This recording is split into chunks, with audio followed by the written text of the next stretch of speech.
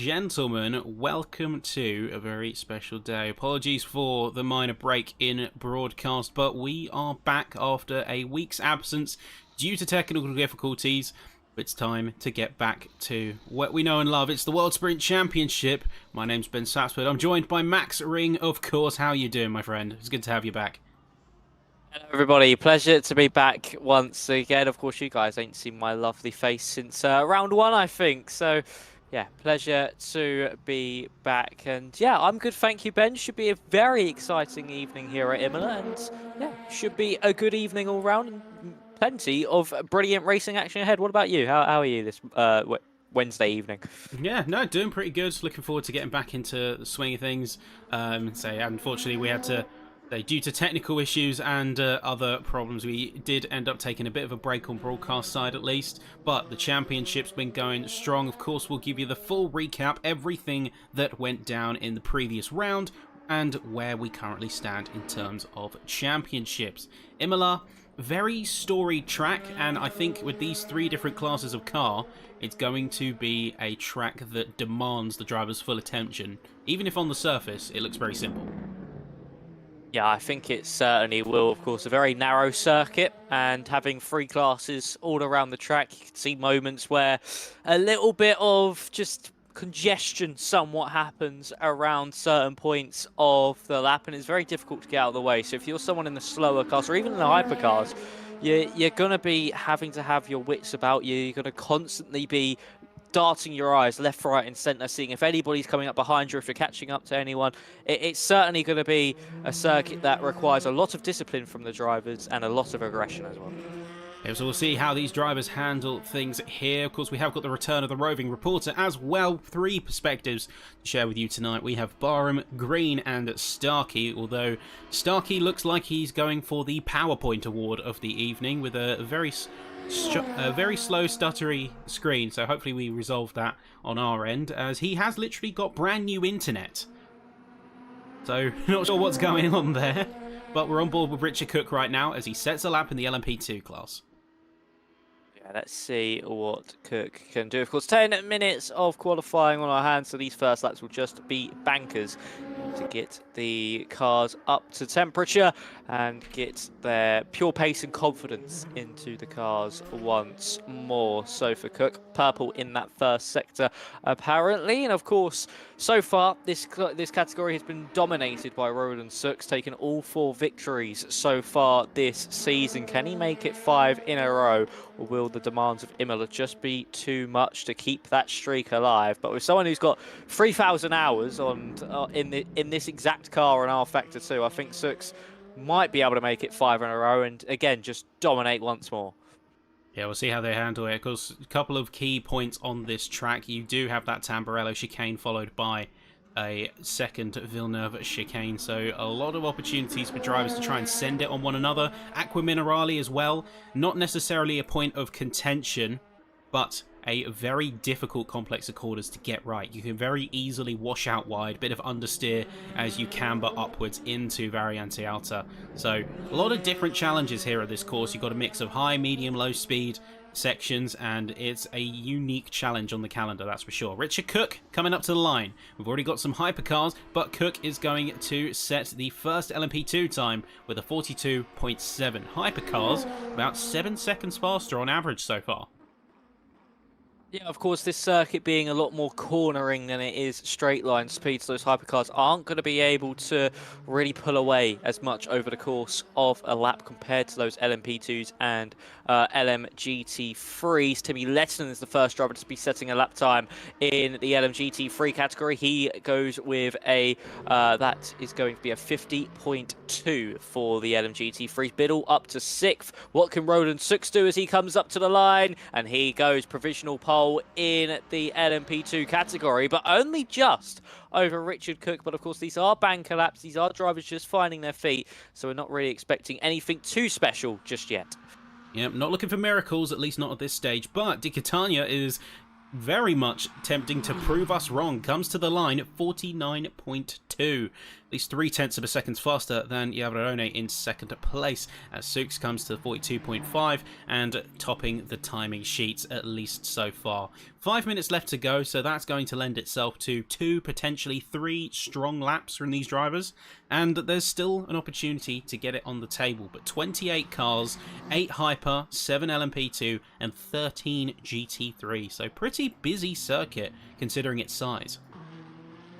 Very busy circuit indeed, this track.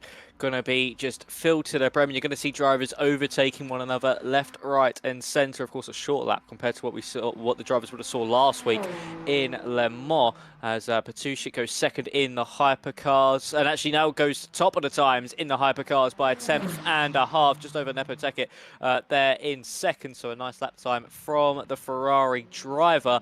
Roland Sux is improving on his lap as well in the LMP2 category, and same with Di Catania in the LMGT3s. But it's Sux going to be coming up to the line shortly. Lettinen also heading up to the blocks. Can he go quickest in the GT3 category? Across the line he goes. It's a purple final sector, but just isn't enough to see him go to the top. He stays third fastest in class. Roland Sux now up to the line. What can he do? He finds an improvement of up to 0.6 of a second. So another brilliant lap time there from Roland Sux, and with more time left on the board, maybe expect him to go faster. You'll see another set of drivers now come through. So yeah, we're only trying to push the envelope, but not quite getting there in this run. Half a second down despite a strong final sector. And looking around the rest of the field, we've got quite a few who have not left the pit lane. So unfortunately, due to the way that we have these lobbies set up, we do have some drivers who are set as being in the pit lane, but they may either be genuinely in the pit lane or they might be no-shows. That's just how we set things up. We have a set driver list according to the attendance that they report. So we currently have 5 drivers listed as in the pit lane. I know Starkey was on track but is experiencing some freezing issues, so linked to why his roving reporter wasn't doing too hot. But we do also have Moffat, Holstenius, Cooper and Wooldridge in the pits. We'll find out later. We'll confirm whether they are genuinely in the pits or if there is some kind of issue there. Missouri comes up to line, 52.2, 7th in class, but has room to improve, and I wonder how well he's gelling to that Mercedes AMG, and especially now because it looks like the heavens have started to open, Max. The wipers are moving, and I think qualifying is all but done as the conditions are deteriorating. Yeah, they certainly are. The wipers have been on all session long, but you can see it's got very overcast indeed over the course of the past minute or so. And for Petusic, Sux and Di Catania, this could certainly be pole position into their names. And for Petusic, he's actually currently down on his lap time. I don't see anybody going green on their lap times at the moment. Richard Cook is just on the fringes of an improvement, so we see if he could potentially throw something at Sux. But again, this circuit's so difficult, even in the dry, that just a little bit of rear sliding can certainly hemorrhage you a lot of lap time. And into a corner like this, Aqua Minerale, it's very easy to drop that rear end and the car go round on you. Yeah, you've got to be so careful on the approach on throttle, particularly as you adjust your angle of attack and you start to straighten out heading up the hill.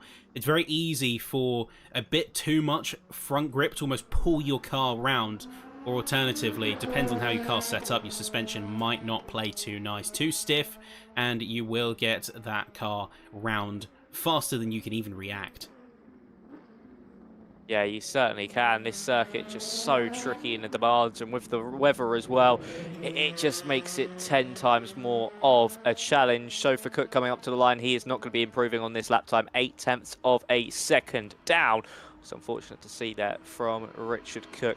Could have thrown staying at Roland Sux, and it's actually, I think, the shortest pole margin we've seen Sux take in that LMP2 category. So still something to be proud of there from Richard Cook. Alistair Ramsey's on a run. Also, same with Clemente as well, currently third in the LMGT3 class. So he's now heading through the Variante Alta chicane. A big rear end drop there. That's cost him loads of time. And actually, talking about drivers either gaining or losing time, Timmy Lettinen, currently in his Porsche, up by 6.5 of a second. Let's see how he's doing here. Let's jump over as Lettinen has got quite a chance here.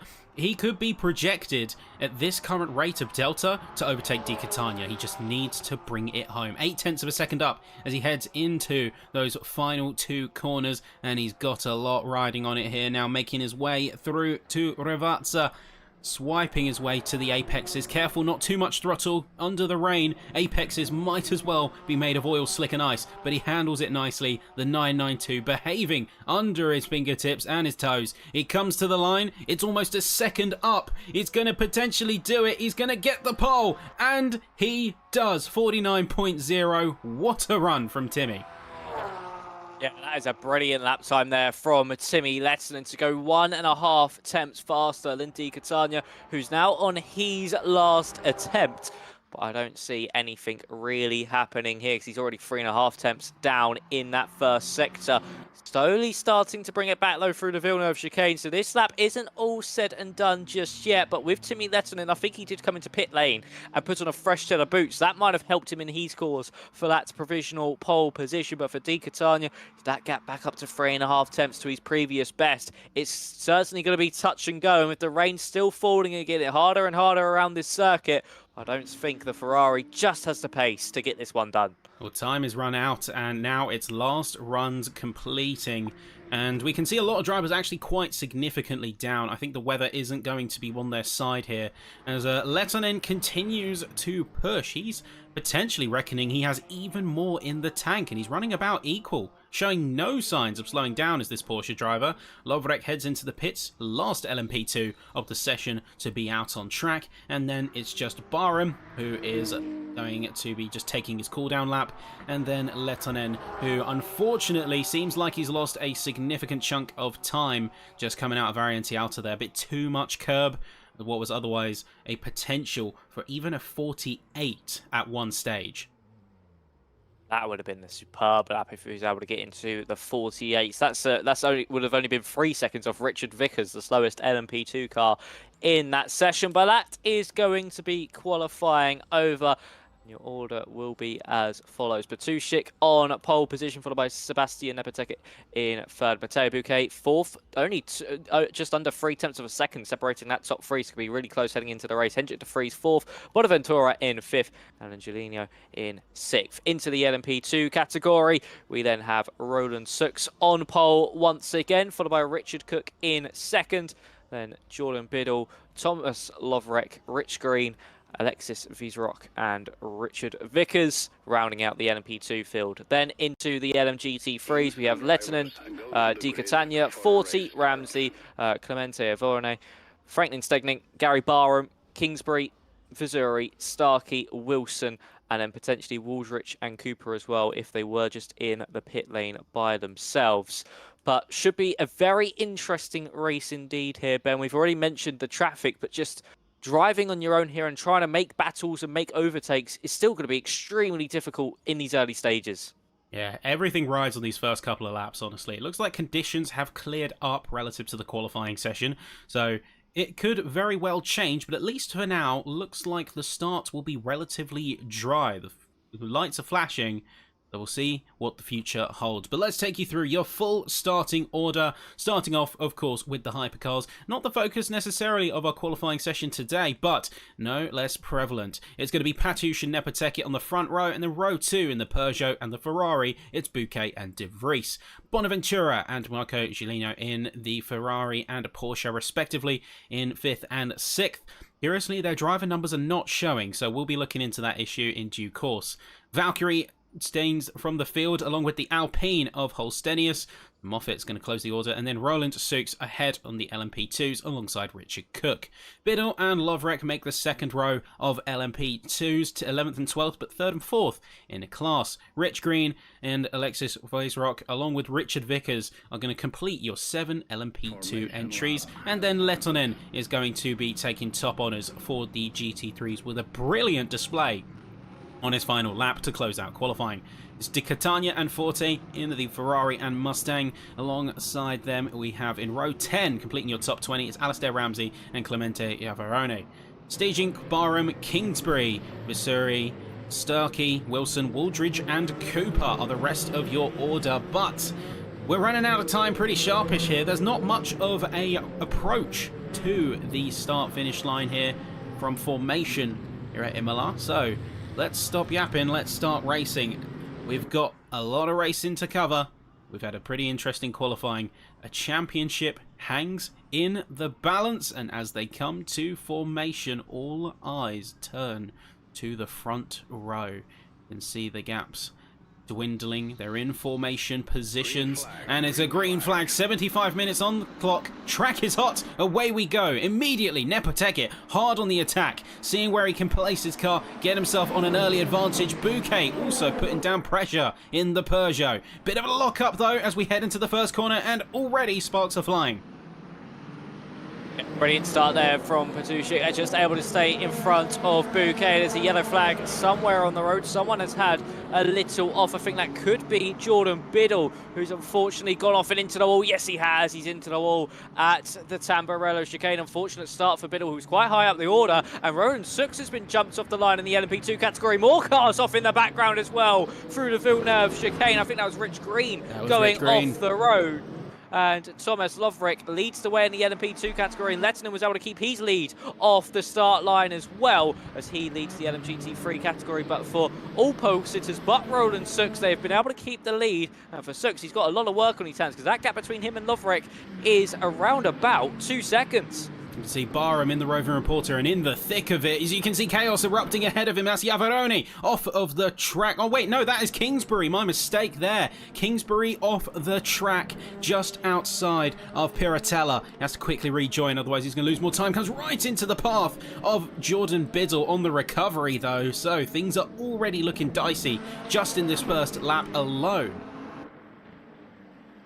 They certainly do, and therefore Kingsbury and Biddle has already been a close call, and many drivers have had their own offs and incidents, of course, mainly being Biddle, Kingsbury, and also Rich Green. But still, many other drivers just getting to grips with the circuit. As Hendrik de Vries has actually really dropped down the order, and same with Jolinho as well. They're both now within that LMP2 category battle as de Vries makes his way past Roland Sux. And he is now up into P7. And actually at the front of the field, we missed this here, Ben. Matteo Bouquet was able to get the move done on Patusic, and he's the only one on the wet weather tyres. So is the track a little bit greasy? There's more cars off in the background as Richard Cook and Vickers both go off the road. You can see that is Vickers completely out of commission. The car spins on the attempted rejoin out of the Tamburello chicane. So he's already in the sticks, potentially beached on the grass as he's just trying to creep his way forward. There we go, managing to get himself out of trouble, but he's all the way down alongside Biddle, who had his own recovery to make just a lap ago.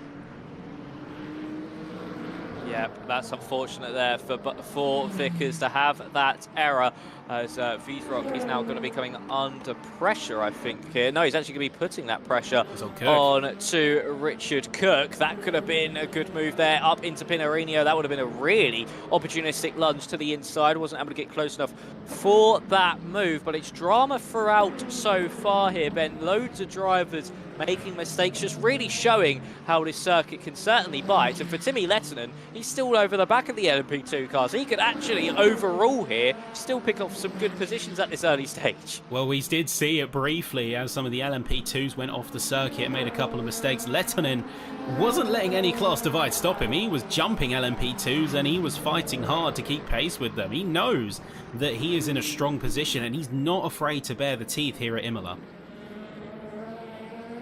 No, he certainly is not indeed, as Bouquet extends that lead at the front of the field as Ramsey lets Richard Vickers go through in his Mustang. Of course, Vickers in the LMP2 class just going to be hanging on for now, as Nepoteket now puts the pressure on to Micah Patusic. Is he going to get that move done? No, he's just going to have to sit behind through the Villeneuve chicane. But for Bouquet, I think he's really got that tyre choice correct at this current moment. On those wets, seem to have superb pace over the course of these opening few laps. And that gap now up to 4.5 seconds over Patusic in second. Brilliant stuff from the Peugeot driver. Well, it doesn't look like there's much surface water, at least from where I'm standing, but that doesn't mean that there isn't still some light rainfall, a bit of humidity. That could be playing havoc with the tyre temperatures of some of the other racers. Remember, those wet weather compounds, they're designed to handle the water, and they're designed to be run much softer because the water just steals away all the heat from the surrounding area, be that your tires, be that the tarmac, which you use to work the rubber. And I think Bouquet has played this masterfully here. It looks like he's already extracting such a massive advantage, and we're not even that many laps in. We're just coming up to lap 4. Has played this really well. Just needs to hope that the track stays at this somewhat dampness for I would say the next 10 to 15 minutes potentially before he can make a pit stop and go to the end of this race. But he certainly has worked this one to perfection so far. That gap now up to 6 seconds as they cross the line, and Hendrik de Vries might have just made another mistake as Thomas Lovrek makes his way back through. So de Vries, I did see in practice as well, somewhat struggling with the circuit, making a few mistakes here and there, and it has not gone his way at all, as Richard Cook still being put under pressure from Timmy Lettinen, also Vriesrock as well, and off the road goes Alexis. Both off the and road. Unfortunately, that's Briefly allowed Lettinen through on potentially both of them, as Cook is just able to stay in front for now, with De Quintana behind as well, trying to put that pressure onto Vriesrock. But the LMP2 cars at the back of this LMP2 pack at the moment for 3rd and 4th really struggling and keeping their cars on the road. Yeah, it looks like they are just trying to push the envelope hard in the early stages of this race, and that's really coming to bite them because we're in this awkward middle ground. The track isn't quite optimal for slick tyres, but it's not quite wet enough to really bring the wets into their own either. They have their own advantages, and it looks like the wet runners are taking a bit further of a swing, but even so, it doesn't look like they've necessarily got a good handle on their cars. It seems like they're struggling quite hard right now, and that is going to be Vickers. 180 degrees the wrong way. Looks like he's had an issue out of the chicane once more. Fortunate there for the cream egg liveried car. Unfortunately, round again, and it really does show how difficult this circuit can be at times. And really, with the track conditions as well, as you mentioned, Thomas Lovrek is on the full wet weather tyres, and he has built a gap of 8.4 seconds over Roland Sux. That just shows how good he has been in this race and how good of a strategy he has been able to pull off, that he is so far in front. And he's now actually going to be lapping, I think, one of the McLarens in the LMGT3 field. Azira Fazuri is actually trying to put, that would be Gary Barham, under pressure here.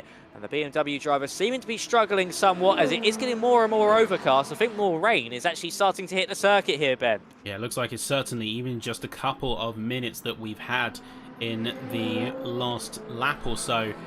It looks like it's got a much more grey, it's got a little bit more skittish, and these cars are suddenly going from pushing on the apexes to now trying to keep temperature in their tyres and get out of some of the standing water that's starting to form.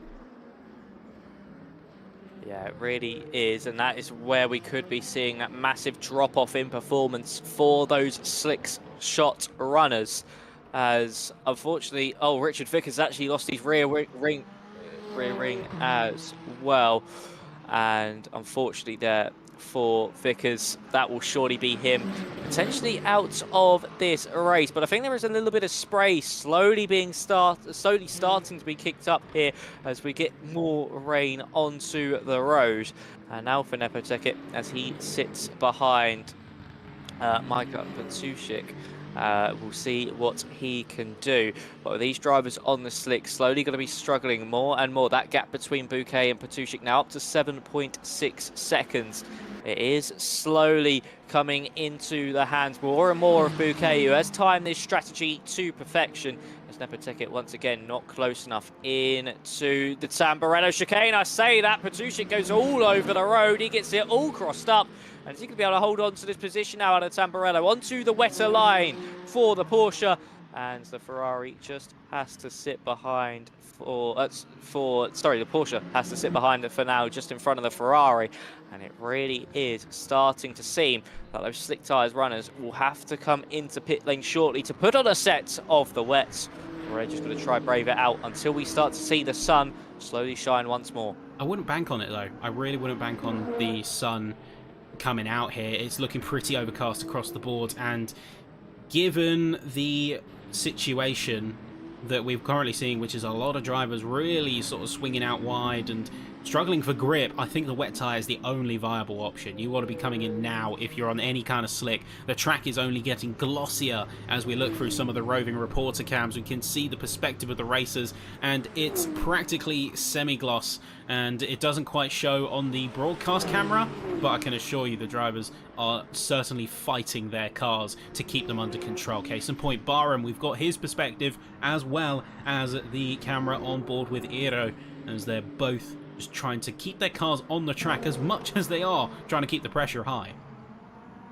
Exactly, it's just that real balance of pure precision and also aggression when you're trying to fight the car in front. And actually Barham going a little bit wide once more as well. This is actually allowing Dan Wilson to potentially get involved into this mini battle. And we'll see who comes out in top with it. Of course, 1 hour and 4 minutes still left on the clock, so still plenty of time in this race for much more to happen.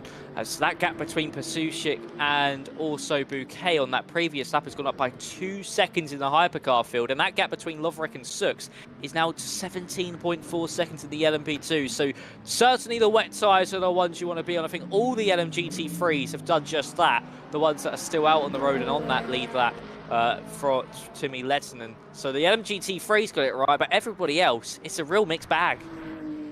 Yeah, it's going to be a tough one to gauge, I think, because I'm looking at some of these cars now. I'm looking at some of the time differences that are building up, and the big struggle here, I think, is now going to be asserting the driver's confidence. We already saw it in the start of the race where drivers were making a lot of mistakes going into the early laps of the race. We saw them really pushing their cars and not quite having a handle on the rear axle, and I think that's only going to get harder and harder for those kind of drivers as the grip level dwindles. It's much easier to take a conservative driving style here, and even more so in the wet, as you are dealing with a car that you don't know when is going to break away, and that point of breakaway is constantly changing. It really is. It's more, of course, as more rain lays onto the circuit, you get a little bit more greasier. You have to brake earlier and earlier each lap, and especially if you're a driver like Bouquet or Lovrek, where you're the lead of your train, and Lettinen as well, where you're the lead of your train. You don't know what the conditions are. You don't know how the car's going to react onto the brakes, even on those wet weather tyres. It's still very easy to lose that car. You're constantly fighting it, and you're constantly in a guessing game. So you've got to have loads of confidence, even if you're someone in the mid-pack of your own category. You've got to have your confidence. You've got to back yourself, and you just got to really feel and see what the car is doing underneath you, because any lapse in judgment, you see yourself potentially in the wall and out of this race. Yeah, and I think that's the scariest part here, is that the consequences for a mistake in these kind of conditions are so much more dire than you would normally expect. You have a dry run, and for the most part, you're able to catch the car a lot more easily, or if you do go off, much more easily recoverable. But it's the hit to the confidence that is so much more severe in the wet, because you struggle to feel your own car, and you need to have that connection to your car in a situation like this, because there is nothing worse than having a car that you don't trust.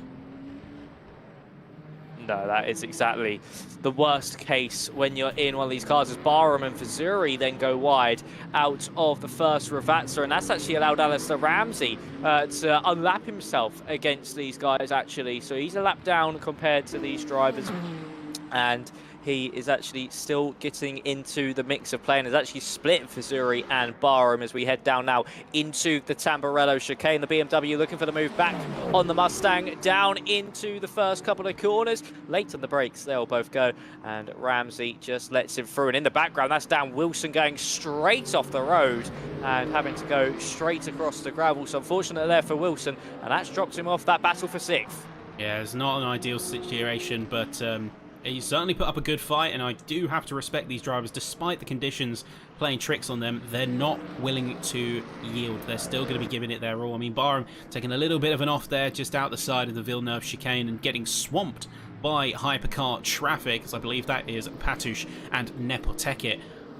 Where's Bouquet? Bouquet is completely in another realm. He looks like he's come alive in this wet weather.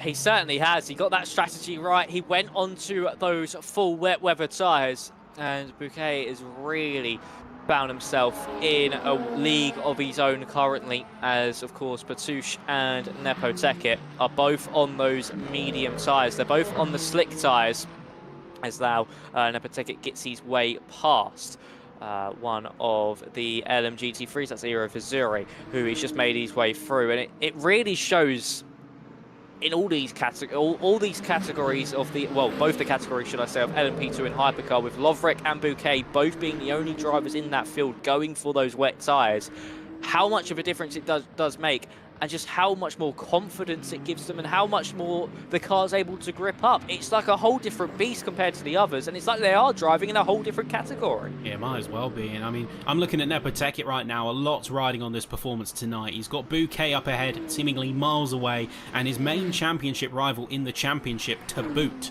He's got 7 points between himself and the Peugeot runner, so he's got to make this race count. Even if he can't get first, and it's very well seeming like Bouquet could be locking in this win early on with fastest laps over a second faster than Patouche in second, who himself is even further away than Nepoteket. So that just shows you the different sort of levels that they're operating on at this point. But Nepoteket still needs to make this count, and I think a second place will still keep him in good contention for the championship here. Yeah, it certainly will. And I mean, just keeping it on the road, we still have an hour to go, and anything can still happen. It could start to get drier, or there could be a mistake from Bouquet at a certain point down the road. You never know. Of course, as we said, these conditions are ever changing. Driver confidence is ever changing, and anything can happen. You could even get caught up in the traffic and unfortunately make a mistake through there. So still plenty to ride on this evening, as Timmy Lettinen needs to win the LMGT3s by around 4.3 seconds over Di Cantana. So a good drive so far from the Porsche.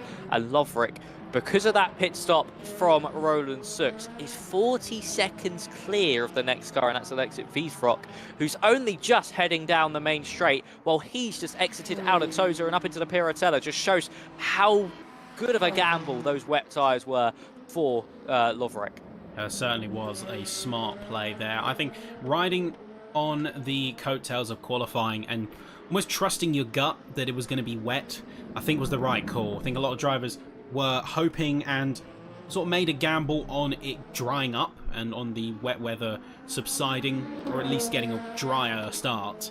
But that's clearly not been the case here, and Lovrek's taken full advantage, similar to how Bouquet has done in the hypercar class. I've got to say though, I'm very impressed as well with Lettinen. We saw it at the start of the race. He was trading blows with LMP2s at points, and certainly giving some drivers a run for their money. But even on that, he's got a massive chance here to really smash the glass ceiling on the championship. He's on equal points with Goya, but the McLaren is suspiciously missing. So if there's any time that Lettinen wants to use to try and gap drivers in the championship and build a bit of a safety net on Di Catania, who is in third place right now, tonight is the race to do it.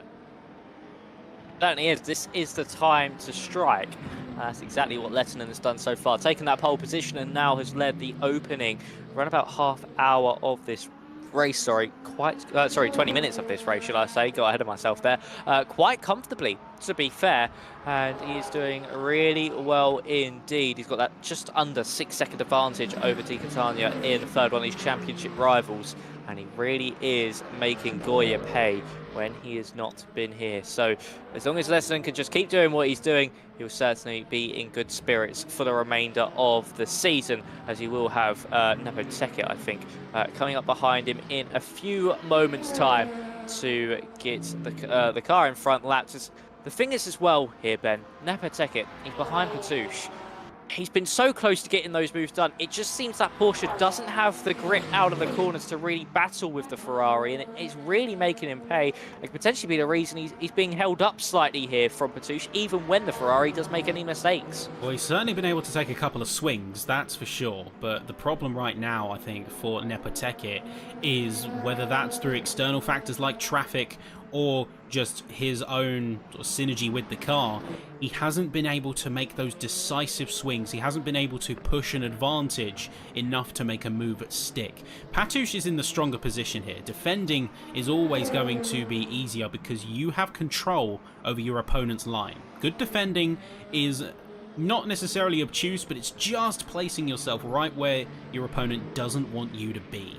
Now, Nepoteket, meanwhile, he's had gaps being drawn by traffic.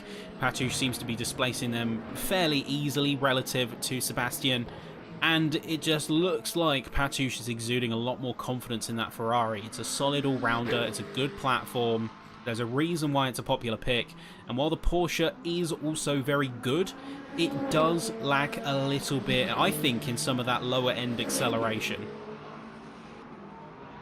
Yeah, I think so too. It's certainly a car that struggles out of the corners. On a circuit like Imola, you need that lower end acceleration, especially out of here. The Ravaxas, that's one of the LMP2s going wide. That's Alexis Wiesrock, who has gone off the road. So unfortunately for him, but he's able to hold on to his position quite comfortably in class. But yeah, that Porsche around a circuit like Imola, it will not be its strongest track and will really struggle around here. Of course, as you can see into Tamburello, will probably go down into about third or second gear, actually down into first gear for Nepoteket. And that's the kind of corners where you need the Ferrari, you need potentially the Peugeot, which are better out of the corners, better onto the acceleration and getting that speed up compared to that Porsche, which unfortunately with it struggling, just really generates this massive loophole and weakness for everybody else to capitalize on. Yeah, I mean, talking about the Peugeot for a minute, particularly the rear wing variant, I don't want to go out on a limb and use metaphors too much, but I look at this car like a bit of a snowball. It sometimes struggles to get going, but once you've really got it going and you're in a nice flow with the car, it's almost like it's on rails. The wingless variant of the car does have a bit of instability, and you do sometimes struggle to make it feel nice and balanced, but this 2024 iteration of the car, totally different story. It certainly is. The car actually went off just in front of Bouquet. Who actually was that? I'm not sure who it was. It was actually Hendrik de Vries, who is now unfortunately retired from this race. He's made plenty of mistake this evening, unfortunately for him, and he is out of it. And we'll see him only for the 22 minutes of action this evening. But yeah, for Bouquet, that Peugeot, I definitely think in real life as well, that rear wing was certainly needed for the car to make it a real beast. As you can see him actually diving offline, Bouquet, so potentially those wet tyres are starting to overheat. That could be a little bit of an issue as we continue on into this race, but of course with everybody else still on slicks, he's still not got all too much to worry about. Yeah, I think the concept was certainly a clever one. I think the initial iteration of the 9X8 does deserve its praise because it is a unique car, and it is the perfect example of the hypercar regulations because they took a novel approach with the rules that they were given. And I think the shift in philosophy was made in the best interests of competitiveness. It did lose a little bit of uniqueness, but of course with the hypercar rules, with only allowing one adjustable aerodynamic element, I think a lot of thought was put into it, and sort of changing that philosophy was for the best in the end. Yeah, it certainly was, and to be fair, I can't wait for... I know we've only just got the 2025 pack and everything, but I can't wait for the likes of the 26 and 27 pack when we get the likes of Ford, Genesis and McLaren joining the field as well. Certainly just add a lot more interest, add a lot more of a variety to the cars as well, and potentially see many different manufacturers at the front of the field, not just like your Ferraris, your Porsches or your Peugeots. As you can see, Bouquet once again going really far offline. He's still been able to find about 2 seconds over Patush over the course of this lap, but he's certainly starting to struggle now with the tyres, and that could potentially bite him just a little bit further on, as Giuliano is just making his way through some LMP2 traffic as well, as he's at the back of that hypercar field, and actually down in 5th place is the last hypercar out on the circuit. So going to be update on driver numbers quickly. So due to DNFs, we saw sort of Reese going off the track and retiring earlier. Starkey had to retire due to technical issues and freezing, unfortunately. So shame to see him go, but he is going to be counting this one out, as well as Kingsbury, who we know hasn't had the best spell of a time in the season thus far, but I think making a judgment call there. Although we don't know the exact reason why he retired, he's our third retiree. And with 4 drivers not being present, that being Moffat, Holstenius, Wooldridge and Cooper, we have 5 hypercars on track, 7 LMP2s and 9 GT3s. So slightly reduced order, particularly on GT3, but looks like they're still serving up just as much action, especially when they mingle with the other racers. When they start to mingle with not only their own class, but with the likes of the hypercars and the LMP2s as well, it really does then throw up a bit of a surprise to the other drivers, and they actually can have their own potentially like mini battles within that, and it can help other like the hypercars, like it could help Nepoteket against Patush or Patush against Nepoteket. They can really, the traffic plays a huge factor, more than people actually realise in races like this, multi-class racing, is that it can either win you a race or lose you a race, all thanks to one car that potentially might not be able to get out the way at a certain moment because you catch up to it at the wrong time. And it really does play a big factor. So traffic, certainly one to be looking out for the rest of this one. But for the likes of Bouquet, Lovrek, and also Lettinen as well, at the moment, their leads are so big and so far out in front. It's somewhat too insurmountable that a little bit of traffic can really cost them too dearly. Yeah, it's a difficult situation, I think, for some of the drivers out here. As I know a lot of the racers just want to get some clean laps in by this point. Things look like they've stabilised. It doesn't look like the rain is coming down any harder, and I think, in fact, some racers are turning their wipers off or have turned them off because the rain isn't coming down anymore. It's just settled on the track.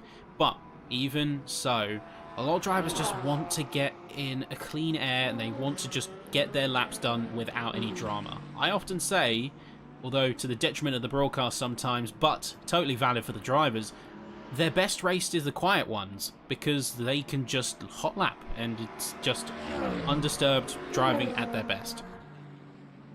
Yeah, it certainly is. That is their best races. It's like you see in any form of but when the ones where they potentially dominate or where they then or just are able to just hit lap after lap after lap in clean air, it really is some of their best driving. But something to note here as well, Ben, is over the course of that previous lap, Patush was actually quicker than Bouquet. I don't know if that was down to traffic or the track potentially starting to dry up, because there is a dry line certainly forming, but the Ferrari is going quicker and he's starting to break away from Nepoteket as well. So for Patush, the tides may have certainly shifted and it might now be back in his favour.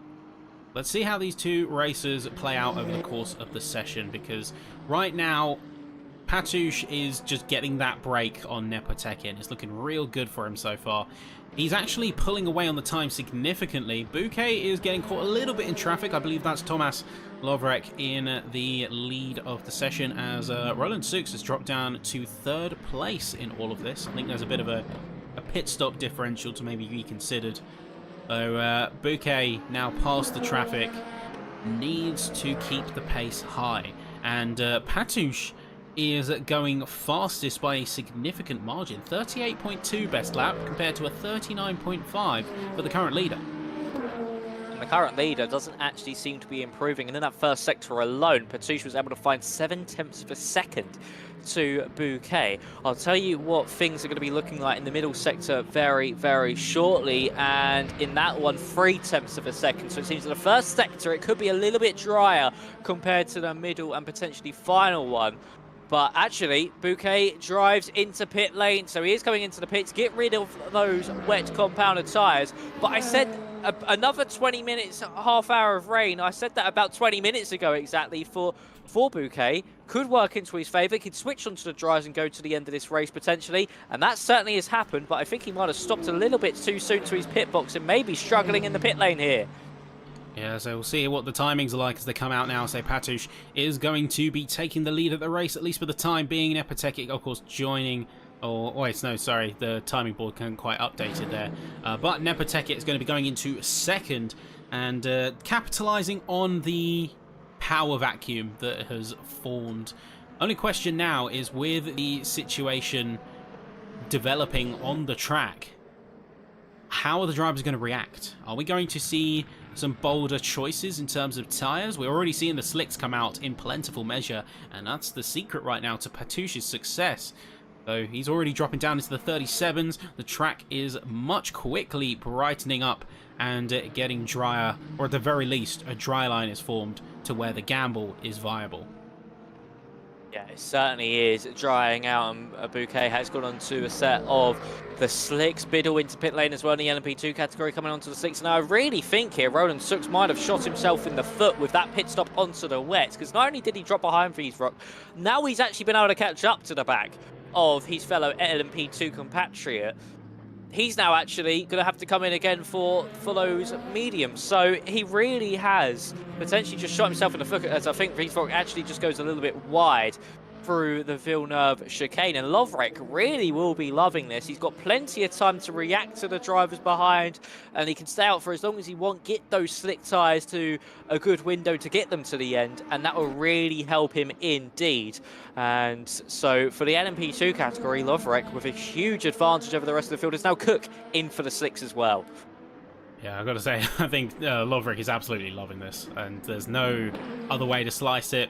With the current track situation developing, it's looking like a slam dunk. I'm gonna be blunt in that. It's so far looking like the strategic slam dunk that he's been waiting for, and certainly not to be messed with as a driver in his own right. He's got the pace and he's shown that in multiple instances, but this is just the icing on the cake right now.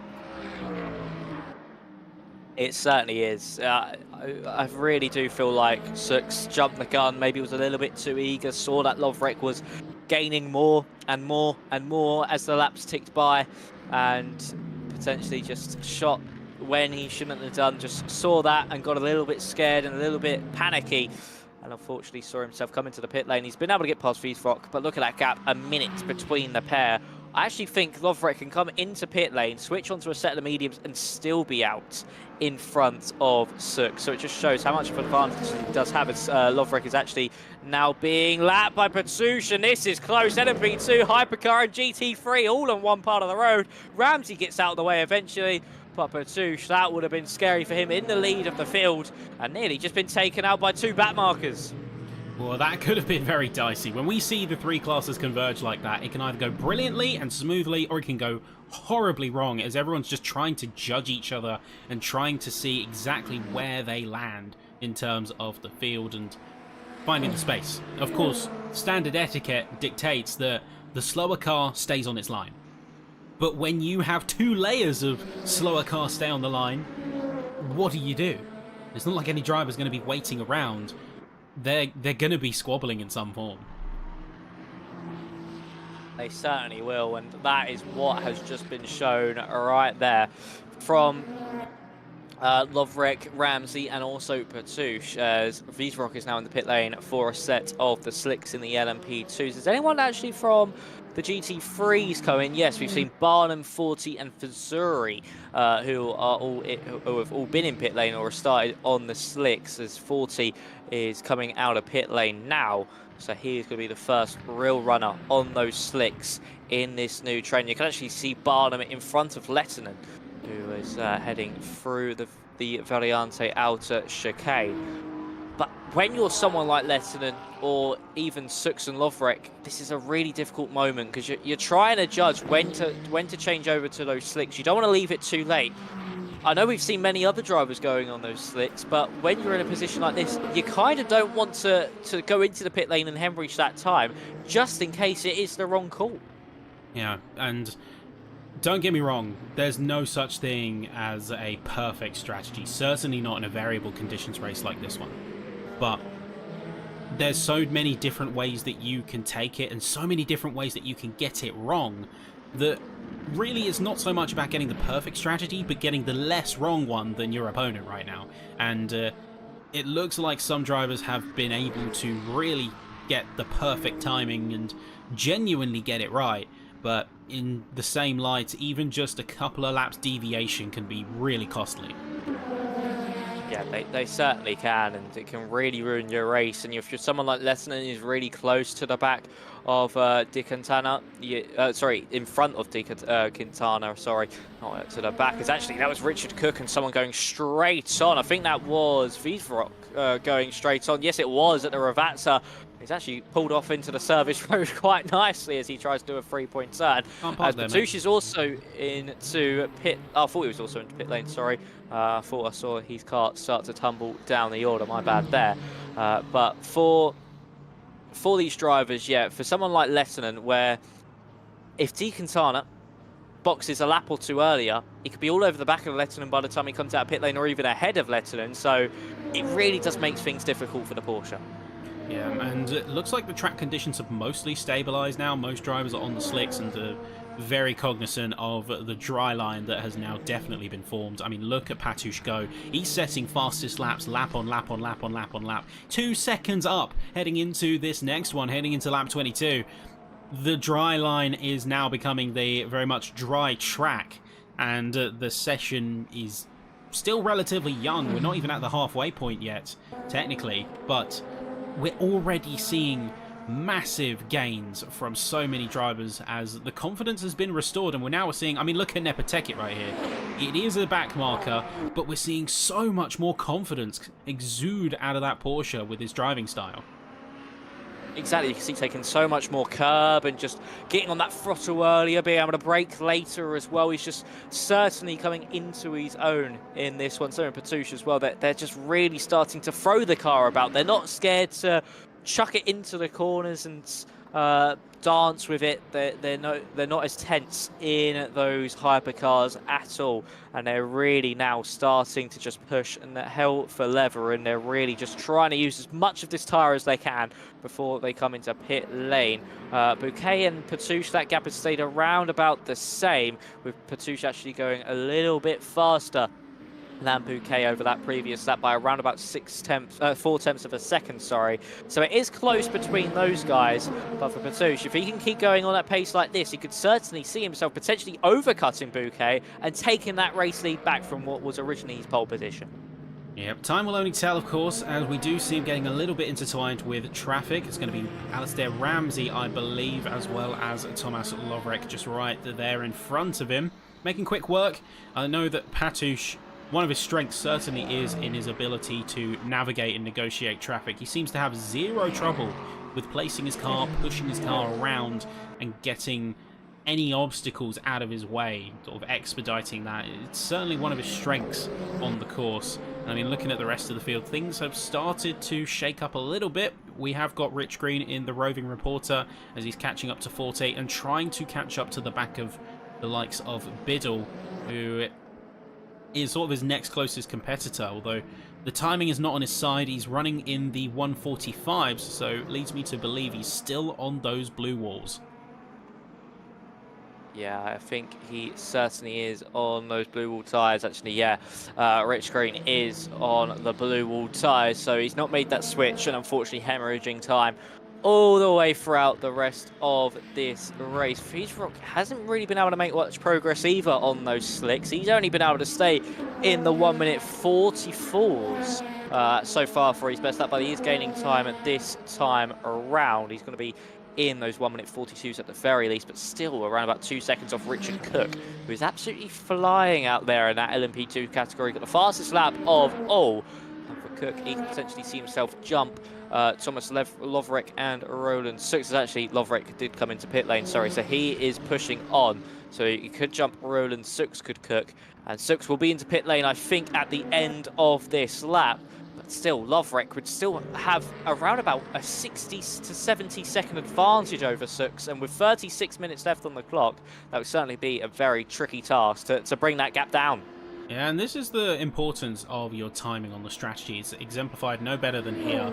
We've just had Lovrek come across with a 40.9, but Cook is going to have a massive advantage on those who are still on the old tyres. I mean, Suggs has done an immense job. Let's get that absolutely clear. His pace has been certainly brilliant, but he's left it too late. And now he's in a position where the longer he stays out, the more time he just drops and drops and drops. Lovrek's going to have no problem cutting past and getting himself into first place. Cook is also going to get a significant advantage to the point where I believe he will be coming out ahead. Biddle, Weisrock, less so. There is still a substantial gap between those cars, but I think Cook has made a really smart play here. Yeah, I think he certainly has. He certainly has got that upper hand. And good to see himself finish second once again this season. It's going to be close, actually, I think, on pit lane exit between Sooks and Richard Cook, as we now head into the Tamburello chicane with the LMP2 driver. That gap at the front of the field between Patouche and Nepoteka is extended to 12 seconds. And Timmy Lettinen has actually come into pit lane, and Gary Barham is missing his rear wing. So he'll be in the pit lane for a lengthy amount of time. Deacon Tanner also into pit lane along with Lettinen. Where is 40 compared to these guys? He's now heading down into the first of the two Ravatsas. I think Lettinen will just have the upper hand, but for Deacon Tanner, he could potentially be jumped by that Mustang. Yeah, and sort of interesting side note is when you called attention to the fact that Barham's wing was missing, I couldn't help but think of that one friend where you've always seen them with long hair, or you've always seen them just with hair, and then they come into work one day bald. It's like, something's off. Something's very different here, and I don't know how to react. But even so, he is going to be spending a long time in that pit lane, and that is going to be a massive deal breaker, because he otherwise was looking on really good form. He was getting sort of mucked in with fights, he was getting some decent progress up the field, and I don't know what's gone wrong to leave him in his current situation. Me either, and he was in that top 5, looking to try and potentially break into that top 4 from Stegning, and unfortunately is now going to see himself potentially out of this race. I think he'll carry on to get some points, but that's all good contention out the window, as 40 did actually go past Deacon Tanner on pit lane exit. I said it would have been close and he could get the jump, and the Mustang did get the jump. He's now up into second place and is 9 seconds behind Timmy Lettinen, just in front of him, as he'll try and apply that pressure. Something's happened to Bouquet over the course of these previous few laps. He's dropped about 10 seconds to Patouche, so I don't know if he's been caught up in traffic somewhere or has had an incident of his own, because unfortunately that gap has extended. I think for Patouche, that might have just given him the upper hand now, as he's going to be into pit lane, you would think, within the next 5 to 10 minutes or so to get off onto a new set of the slick tyres. And for Bouquet, he might have just seen a potential race victory gone out the window. I mean, honestly, I wouldn't be surprised if he just had a slight off at the Tamburello chicane. Easily done, easily one of the hardest first corners to get perfect, and even the best drivers make mistakes around there. You can see that in all levels of motorsport. But he's still going to be on good form. He's not losing any time relative to that moment, unless our Delta tracker has just decided it's gone on vacation. And I'd argue it is, because it's locked at 8 seconds. But we've still got a lot to be watching out for. I think Bouquet's going to be coming up on Bonaventura soon. We'll see how he handles that. And we will also see how Patouche is handling the traffic while simultaneously trying to keep on good form. An interesting thing I've noticed is drivers actually perform better when they're in proximity of their competitors sometimes. Not sure if you've ever seen that on here, Max, but it's an interesting observation. They push each other forward. Yeah, I mean, as a former driver myself, you really do get that. And of course, not only in this sort of racing, but any category, you see drivers battling one another, and they actually seem to push themselves faster and faster as you improve more and more. And it's also just the fact that the driver behind could then be learning the lines of the faster car in front, so you start to be able to push that car a lot more, and of course you have something to work for, you have something to aim for, like Deacon Tanner versus Jordan 40 at the moment. The Ferrari has something to aim for. He knows he can get past that Mustang. He'll be using every single ounce of that car to get by, but then once you see no one in front of you and you're in that clean air, it becomes a bit more difficult to do that, because you don't see the car in front. You're just pushing into thin air. You lose a little bit of hope and motivation. You don't drive as hard and aggressive. and you also then just maybe lose a little bit of focus on the race at hand. So yeah, drivers, when they're in a battle or when they're trying to catch up to someone in front of them, could potentially see themselves driving quicker and quicker, and then once they get past that guy, see them fall off a cliff a little bit on pace. It just really is, I think, something hidden psychologically in the driver as Di Cantana gets close to 40, but not able to get that move done into Tamburello. Yeah, it's a dynamic that we certainly notice in a lot of drivers. I think it is because the goal is more immediate. It's a much clearer target than just push for the best time. Get past this driver is a lot more concrete and a lot more measurable. And we can see that with Di Catania. He's really pushing the elbows out. He's making heavy contact, in fact, with Forte right there. And they're really trading blows as they come out of Tosa up into Piratella now. I don't think Forte's going to be too happy with that, and he's certainly standing his ground on the outside of the chicanes that are about to come through. We're going to see if he's trying anything risky here. He peels on the left, trying to go side by side, if temporarily, just to get some pressure on Di Catania. Aqua Minerale now, a good exit here for the Mustang, could turn his tides, but both of them are just trading blows right now, and once you lose sight of another car, you have to almost shift your perspective to that of a hot lap session while also dealing with traffic.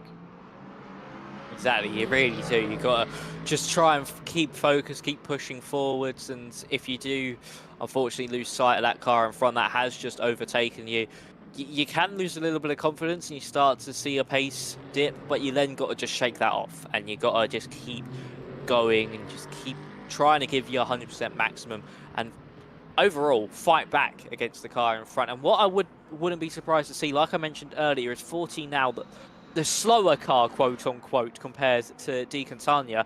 See if he can try to learn the lines a bit more. See where he can find that little bit extra of an improvement as he's trying to hunt back down the Ferrari and just use him to get stronger and stronger. Of course, they are two different chassis, so it does make things a little bit more difficult, but the premise somewhat stays the same on the racing lines, on the cornering. You do somewhat take very similar techniques, but that Ferrari just seemed very quick indeed, but it was a bit of a controversial move there from Di Cantania. Really a push to pass against Jordan Forte. Yeah, certainly a rough one, and I wouldn't be surprised if that drew the eye of the stewards post-race, because we do have post-race stewarding here at GRDC. Everything from lap 1 is automatically logged, and then from that it is a request/appeal process. And I've got to say, pretty robust here. I know that the team at GRDC, all the trustees, they put a lot of work into the stewarding process, making it transparent as well as fairly easy to work with and well reasoned. If you get a penalty, it's real clear why you got a penalty. And also, if you want to appeal it, you have grounds to appeal it, and there's a clear structure there. And it's something that I certainly have a lot of respect for, because stewarding is such a difficult part of any competition. Because your job is basically telling people not nice things.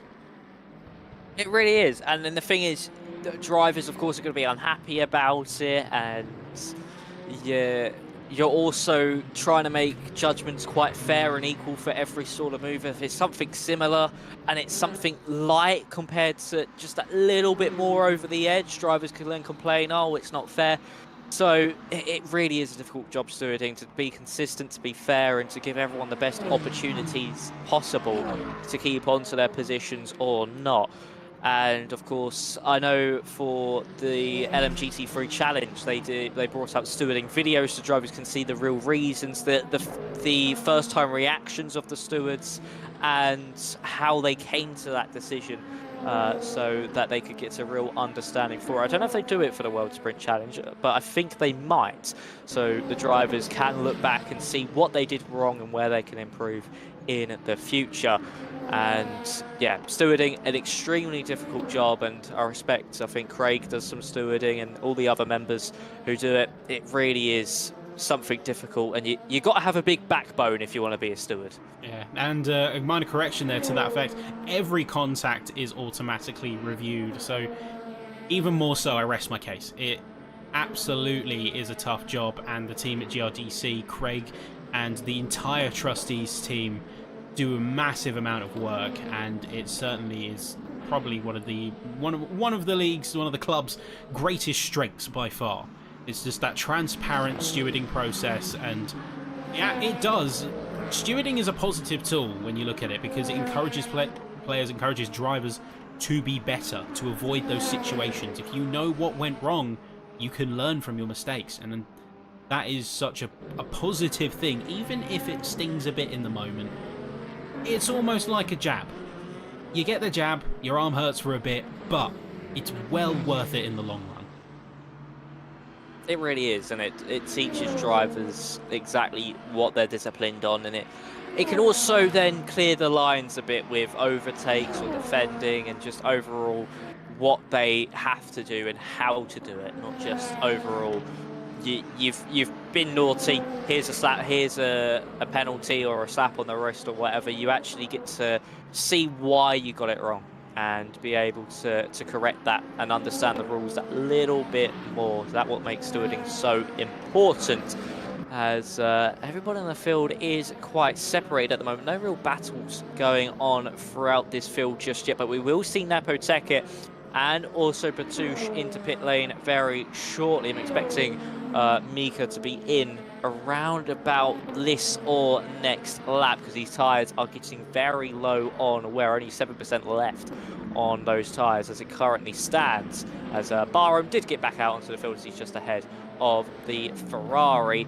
But for Bouquet, these are critical moments. This is where he needs to be putting in hot lap after hot lap after hot lap to try and bring that gap down to Batouche behind, in front, because it's going to be very close on pit exit. And if he's able to jump the Ferrari, it'll be a lot easier, especially around a circuit like Imola, to stay ahead. Yeah, that's where the strategies almost differ and how your mindset shifts over the course of a race. What does become a very sort of binary situation of overtake or stay behind then becomes push my pace up, get the deltas up, and so then you can undercut or overcut in the pits. It's such an interesting dynamic to watch, especially when you look at it from the perspective of the drivers. They're only acting on the information they have to hand. They don't have exact reads on everyone's positions. They just know a time delta, and that's about it. So even with the information they have, say they're making all these different judgment calls and switching priorities, and it really is an interesting thing to watch in motion. It really is. It is something that strategy changes quickly on a certain basis. It could be for fuel, it could be for tyres, or even just weather dependent, like we've seen today with the likes of Sux, Bouquet. It can switch just like that and not be in your hands, and all it takes is one small moment and you're either benefiting from it or you're losing out. And it's when you're especially in that car trying to make those strategical decisions, especially with drivers around you on a similar strategy, you're kind of just playing a guessing game and just hoping everybody either follows what you're doing or just somewhat messes up their own strategy and you're able to capitalize. So for Batouche, he'll be coming into pit lane this time around. And is Bouquet close enough to get that move done, or has Batouche played his cards perfectly and will see himself come back out in second place, because of course Nepoteket will stay out for one extra lap? We are seeing a couple of local yellow flags, but not quite able to catch them in time, so slight offs for a couple of drivers, and we will see that drivers are now just trying to, I think just trying to settle. We've got just over 20 minutes left on the clock. So that's going to equate to, give or take, about 12 to 15 laps with some spare change, depending on your class and your pace. The main thing here is that you want to finish the race strong. And I'm looking at different positions and seeing who really wants to go for these kind of pushes. Take Loverick, for example. Was in a strong position, all he needs to do is bring it home. But then you look at someone like Forte, who could make an argument both to lock in his position, but also to push and try and be a thorn in the side of Di Catania.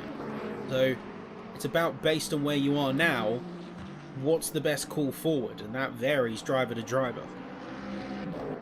It certainly does. I mean, it's all about overall strategy in the pit stops and then also strategy in the mindset too. And for Roland Sux too, even though Loverick could be bringing it home, you still got to keep trying to brill that gap in and apply more and more pressure and make Loverick potentially start to focus a bit more on that delta and less on his actual driving himself to really bring this gap down and to close in on him and really be able to see Loverick potentially make some mistakes, crack under that pressure, seems to potentially push a little bit too hard trying to keep that gap stabilised, as he has brought that gap down by quite some margin over the course of the previous lap, has Roland Sux trying to keep that streak of race wins alive, as Patouche was able to stay in front of Bouquet by 10 seconds, and that was about the time that Bouquet lost. So if it wasn't for that mistake, the Peugeot could have certainly seen himself in that race lead, and it just shows how mistakes like that, or one small moment for a spin, or even just cutting across the grass, can cost you race wins entirely. Yep, and the knife edge is so thin. And with a very varied of a race as we've had here tonight, we've gone from wet to dry to wet again to dry again, if we're talking quali all the way to race. And it's been such a volatile scenario that it really has tested the adaptability of the drivers tonight. Being able to quickly react to the decisions, make those decisive calls, almost not having that self-doubt and that confidence while not being bullish, too bullish. And that has manifested in different ways. We've had drivers who we thought were on track for clean sweep wins, make a slight misjudgment, miscall, and that has quickly brought their world back down. Like, if we look at Bouquet, such a strong opener, but right now he's got a significant gap between Patouche and Nepotekit. So we'll see how that plays out as Nepotekit heads into the pits, but things have certainly changed up quite quickly in the space of just a few short laps and minutes. Yeah, I just think Bouquet might have got that strategy a little bit wrong, left it out on those wets for too long, and unfortunately has paid that price along with that mistake as well. And that's the same again from Roland Sux. Of course, we still have 20 minutes left on the clock for him to bring that gap down to Lovrek, but I think he jumped that gun. I do personally think he jumped that gun to get onto those wet weather tyres. He should have stuck it out onto the slicks, because he would have been able to slowly bring that gap down to Lovrek, which we saw a little bit later on when those slick tyres did come into play. And now he's on those slicks, he's quicker than Lovrek. He's absolutely flying. His fastest lap is 2 seconds quicker than Lovrek's fastest lap, but he's running out of time, and he will run out of time before he gets to the back of his fellow LMP2 car. So it just shows how even just panicking, or unfortunately just making that wrong call, or just being a bit too hot onto those strategies, just thinking too much into them, can really affect you, and it's going to ruin Roland's perfect streak. Yeah, that is going to be, I think, the biggest deal breaker in all of this, because 2 seconds up, it's only going to halve his gap by the end of the race. It's not going to bring him in Lovrek's contention. But that break of the streak is going to be the deal breaker here. Now, of course, if you're someone like Lovrek, this is perfect, because you finally have a chance to really get a bit of a break. And 7 points difference between Sux and Lovrek right now. Fortunes might start to turn. We have seen the championships in the past flip over less. So we'll of course wait and remain to see how it plays out, but this could be the start of Lovrek finding a bit of an opportunity to swing back at that championship lead potentially. We certainly could see that, and if we get more races like this where it could potentially be mixed conditions, or even just more mistakes on the strategy front from Sux. It's actually Lovrek off the road, being, I think that was from Nepotekit behind, or potentially Bonaventura, who might have caused that moment. Yes, it was Bonaventura who caused that moment for Lovrek. Had to go straight across the chicane. And luckily for Lovrek at the very Alta was able to keep his car out of the wall, and that could have been a moment that certainly saw his chances of potentially taking this fight to Sux out of contention. Oh, as Sux actually goes deep into Aqua Minerale. So not only mistakes being made from Lovrek, mistakes being made from Sux too. And yeah, once again, as we were saying, for Roland, if he makes more mistakes on the strategy front and panics into them, it certainly could see some other drivers in that LMP2 division then fight back and see the window open for them in the championship. This is where you're seeing the same mistakes play out for different reasons. For Lovrek, it's trying to keep the pace up to make sure he doesn't lose too much time to Sux and guarantee his win. For Sux, it's pushing ahead to try and bring that gap down and have a chance at a challenge, hoping that Lovrek makes a mistake. So the same issues have manifested, but it's completely different mindsets going into it. Of course, one on the attacker and one on the defense. But Lovrek cannot afford to make those kind of mistakes. Honestly, even running slower to the end, you've got enough time and you've got enough of the race already elapsed to where you can practically treat these like cooldown laps and still remain ahead by the end. Don't be overzealous, just bring it home as best as you can. That's exactly what Lovrek needs to do, and the same with the likes of Timmy Lettinen and also Nepo Teke, who actually was able to get that jump on Patouche in the pit lane, so Nepo Teke can keep his streak alive as well. Brilliant strategic masterclass from the Porsche.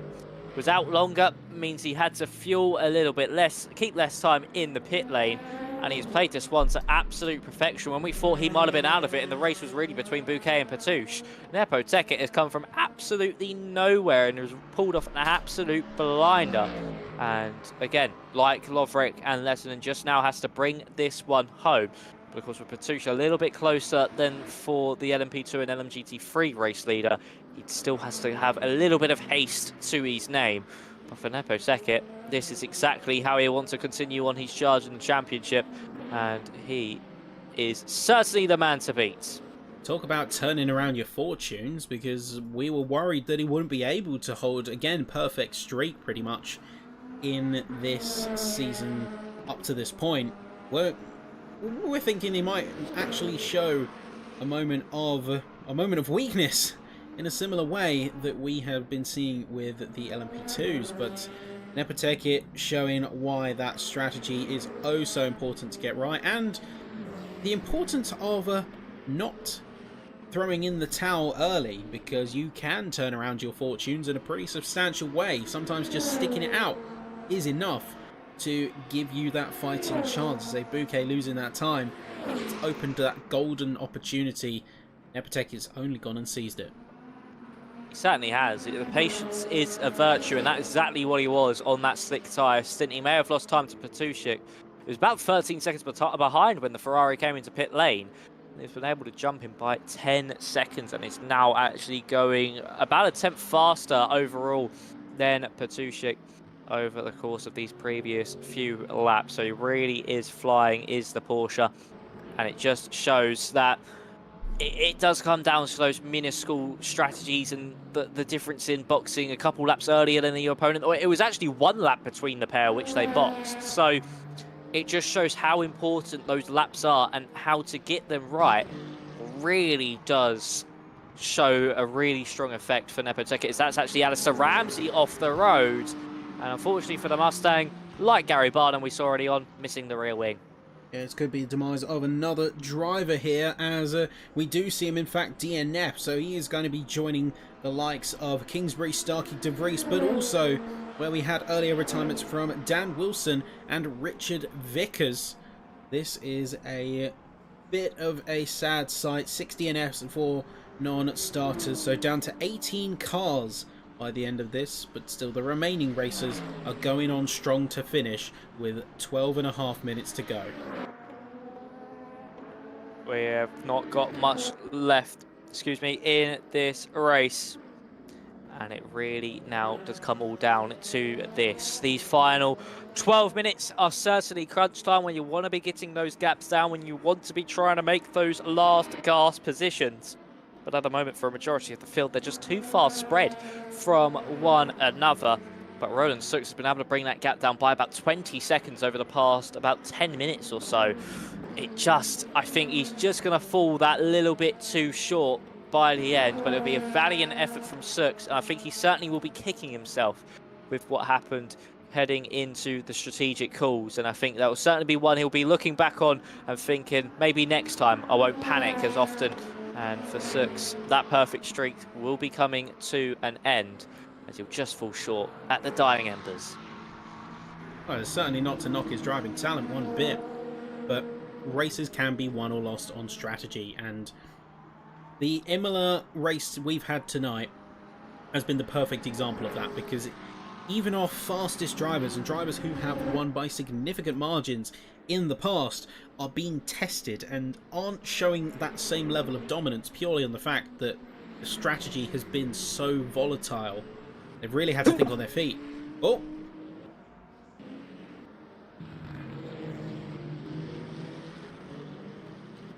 They really have had to think on their feet throughout a majority of this race. And it really has been just a race, also a bit of a race of attrition as well. Maybe not all about the on-track action at times, but definitely more about the methodical thinkers, about that strategy. And that's where we've seen some drivers come out on top. It has certainly been a race where you needed to use your brain, you've needed to use everything, really. We said only the traffic alone as well was one where you need to keep your wits about you, and the strategy has also been a big factor in that. And for the likes of Nepoteket, Lovrek and Lettinen, they have got it done down to a T, and it has really worked into their hands, as they have been able to come out on top. As we said, it could have come down to a mere matter of laps in the pit lane, one going for the overcut, one going for the undercut.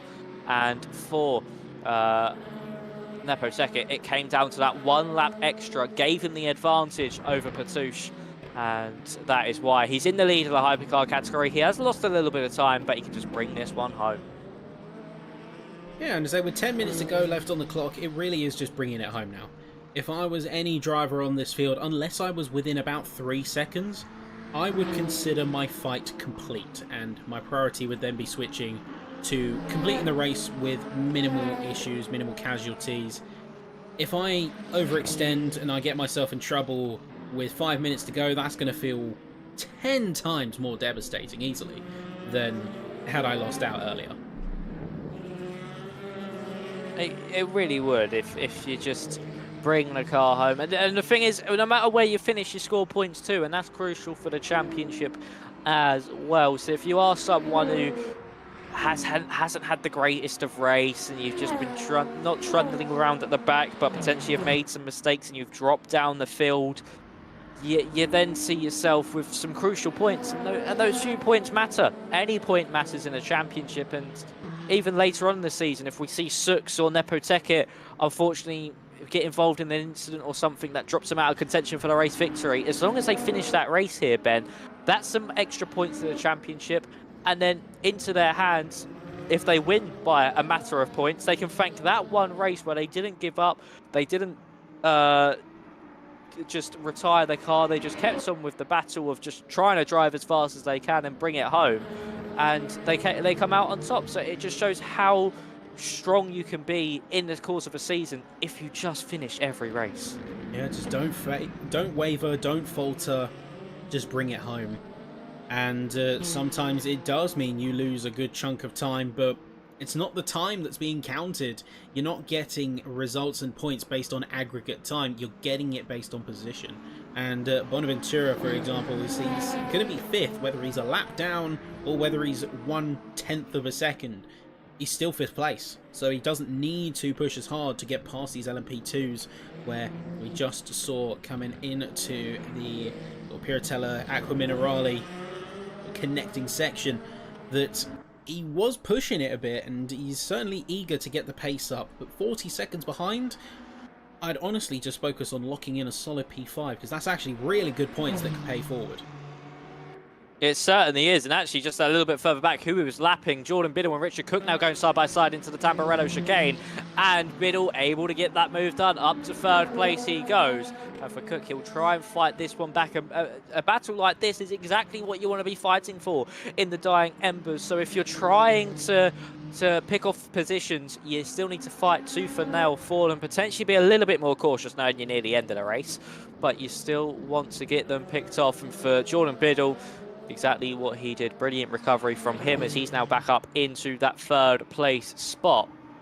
But yeah, for Bonaventura, when you're so far off the car in front, just bring the car home. Don't worry about damaging the car. Don't worry about being faster than the others. You've got a lap to the closest car behind, and that's Lovrek in the LMP2 category, so you surely keep ahead of him. And you can just see it home, get some points, and that'll be crucial to your champion position at the end. Because if you crash out now, you score no points. So there's no point risking it if you're nowhere near somebody in front of you. And I say if you're nowhere near somebody in front of you, that gap at the front of the field has really started to tumble down. As I think Nepo Tekit has potentially started to have to manage some fuel here and maybe do some Lyco, whereas Patouche might be able to go all the way to the end of the race here on fuel. There's a virtual energy to be considered too. I'm not sure of the exact figures right now, but it's certainly food for thought. And we could see Patouche taking a last-minute swing. You say be careful to the end of the race, but sometimes we often see drivers go in the other direction, knowing that time is of the essence. They tend to sometimes be more aggressive, be more willing to push those boundaries, and fight even harder than they would do had they been in the thick of the race. Yeah, I mean, we do see that at the end. Of course, you get a majority clean lap as everybody has really started to spread out at that point, and you start to potentially push yourself, get those fastest laps in, well, faster laps than what you've done, or faster laps overall, and just see yourself trying to hit some PBs and actually do some nice clean hot laps, but. It's the big risk of trying to do that and then trying to keep your car out of the wall, because all it takes is one mistake, one little wide moment, one lock up of the brakes, and you're out of things. So it all comes down to driver confidence. Of course, you've been lapping this circuit now for the good part of an hour and 10 minutes. You're going to be very confident, you're going to be accustomed to the circuit, you know exactly what you're going to be doing. So this is where we could see drivers be at their peak of performance, be exactly with an understanding of the car, the circuit, and the overall grip as well. So yeah, there can be some real switches in somewhat of a mentality. Some might think, I'm miles away from everybody, I'm clear from behind, I'm clear in front, I'll just bring it home. And then there's others who will then push for those hot laps, and that's the real mentality shift and the difference in driver preference of how they feel when it comes to overall just what they want to do and how they think their strategy has gone. Yeah, well, we're seeing now that tides are turning a little bit. Nepo Tekit v Patouche could very well be a thing, although it's going to take a massive work and potential mistake from Sebastian in the Porsche. Patouche is running about 0.4 of a second faster. Last lap times were measuring up with about that much delta, but Nepo Tekit is still about 4 seconds away, and despite being bogged down by traffic, doesn't show any signs of being held up.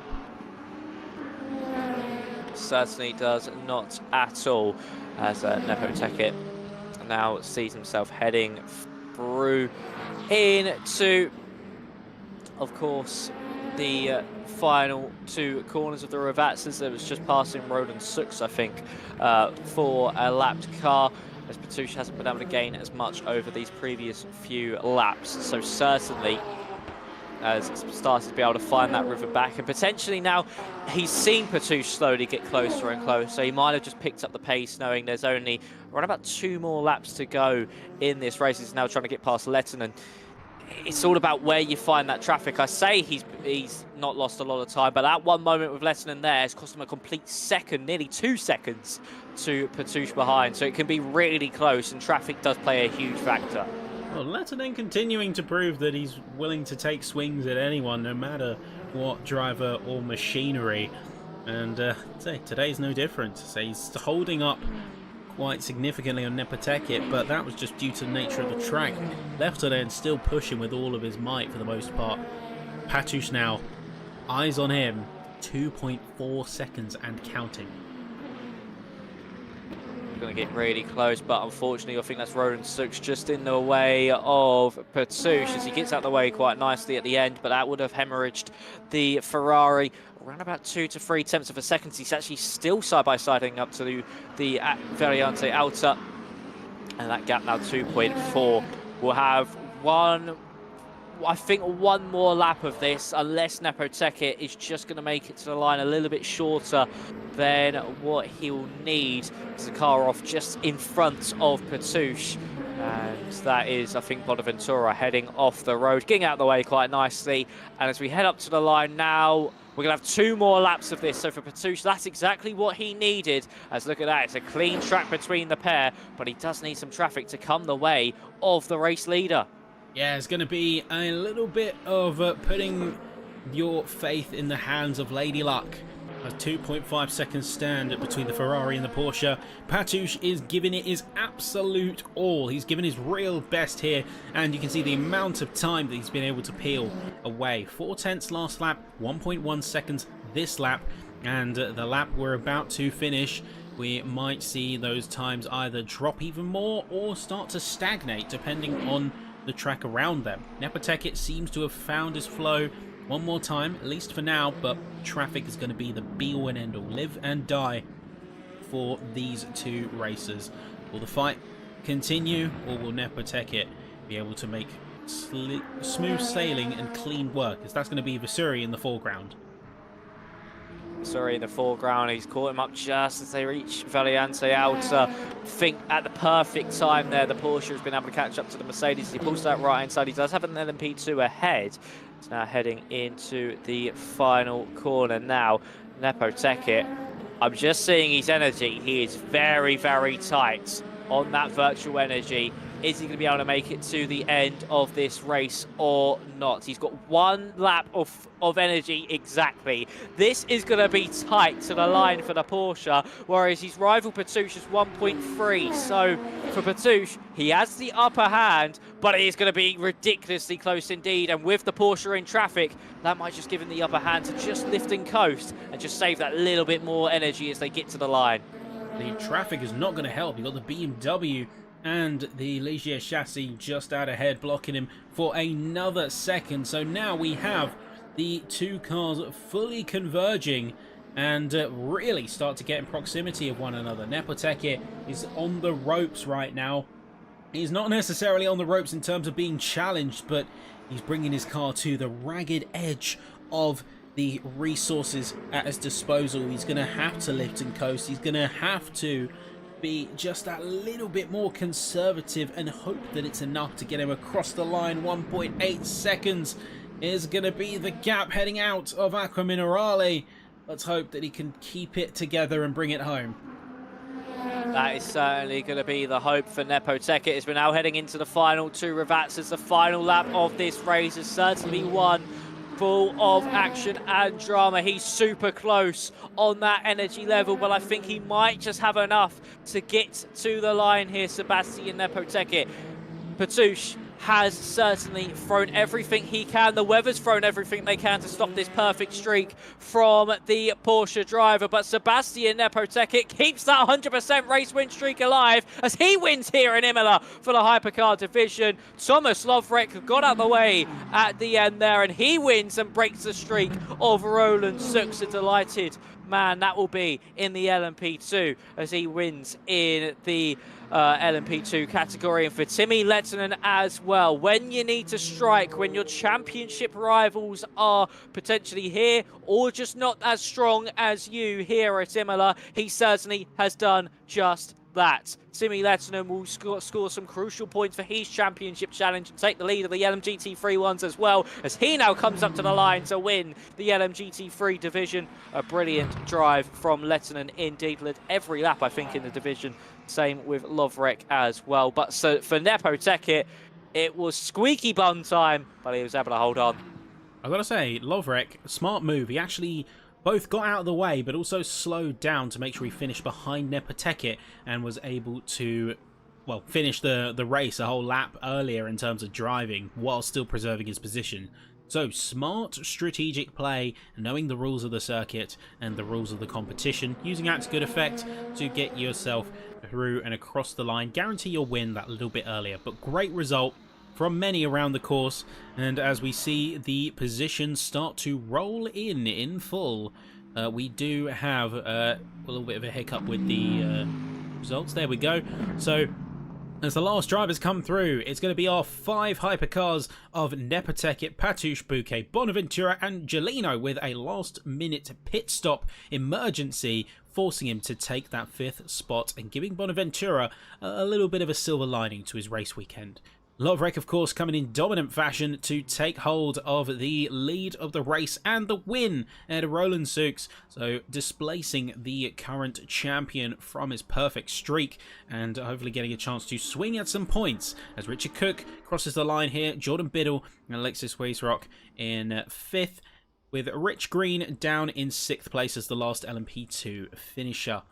Finally, in the GT3 side of the aisles, we have Lettinen, Di Catania and Forti taking a solid trio of results. Running pretty close to the end there, I gotta say, but still showing their moxie all the way through to line with Staging, Visuri, Iavaroni, Barham, and that is your order, as we did see, unfortunately, a hefty few DNFs. We did see the likes of Ramsey, Wilson, Kingsbury, Starkey, Debris, Vickers, a hefty DNF scale, but in the end, we had a solid race with some solid racers.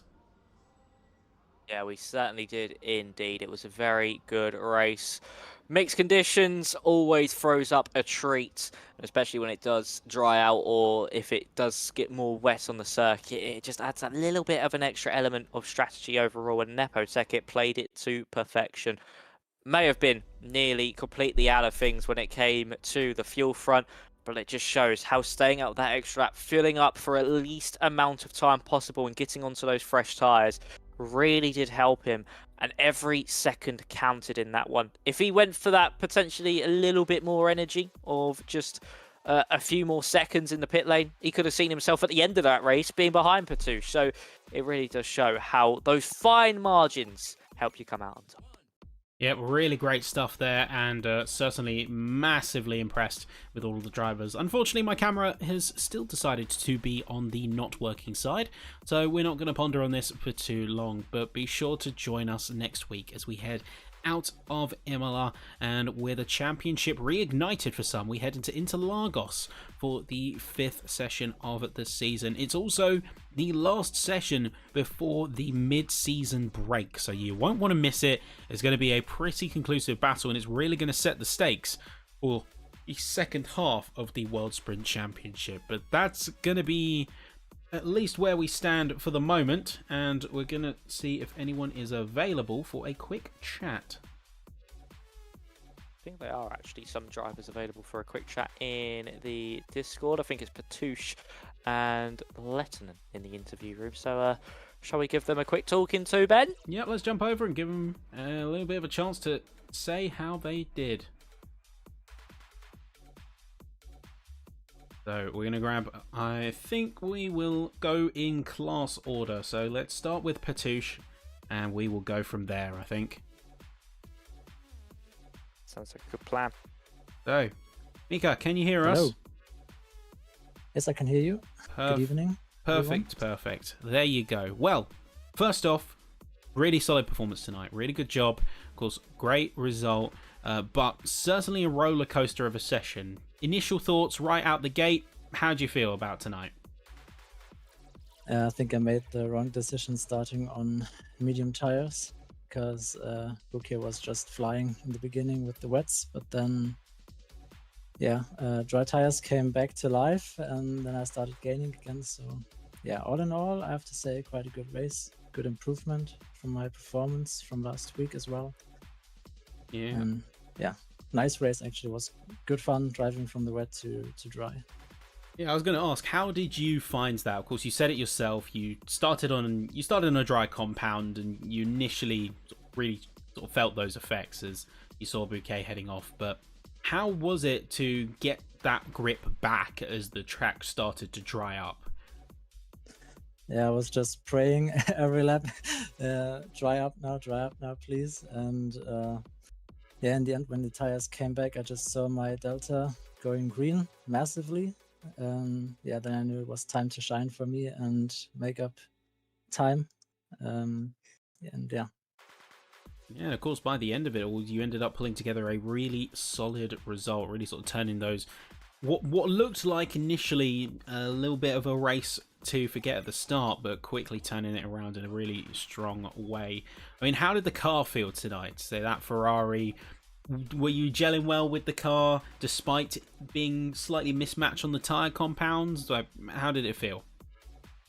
Well, in general, the car felt very good until, I don't know, it was like lap 10 or something. I got hit from Nepotech in the rear, quite hefty, so I had rear damage.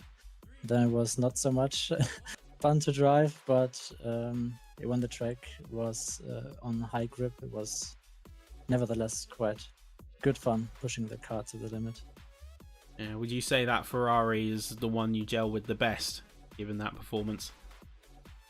Yes. There you go. Well, there's certainly manifesting itself in your results because they speak for themselves. They say you've got a really solid run out for tonight, and we're going into the next stages of the championship. Of course, we've got Interlagos heading into round 5 before the season split. How are you feeling about that track? Because Brazil, very windy. Yeah, it's an iconic track. Looking forward to the race. I really like the track. It's high speed, but still you need good aerodynamic grip. And yeah, it's gonna be good fun also with the multi-class again. Yeah, and see how it goes. Try to keep up the good results now. I'm certainly looking forward to it myself. Max, over to you. Anything that you wanted to ask or say?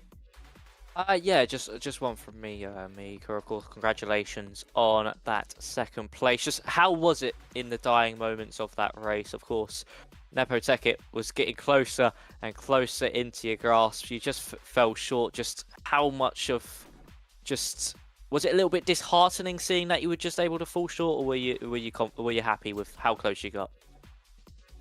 I was pushing everything that I have, giving everything I have, try to close the gap because I changed tires and I think he didn't. And yeah, I knew it was my task to just give everything and make the best out of it. And yeah, of course, hurts to just fall short of 1.5 seconds, but yeah, that's racing in the end. Traffic giveth, traffic taketh away. That's what you say. I like that. I really like that, actually. Yeah. Beautiful. That sums up the race quite nicely, I think, that one there. Yeah. Yeah, I think that was without a doubt the biggest variable, but you handled it with poise. You handled the race in general really well, in my opinion, and certainly a proud result to walk away with today. Thank you very much. So thank you for joining us, mate. I'm going to let you go, but enjoy the rest of your evening, and of course, potentially might see you in here coming out of Interlagos. I hope so. Thank you very much. Have a good night. Thank you very much. So that was Mika, everybody. Now we are going to shift gears. It's going to be LMP2 next up, and there'll be a conversation about LMP2 without a certain Thomas Lovrick. Let's get him in. Thomas, can you hear us, mate? Yeah, I can hear you.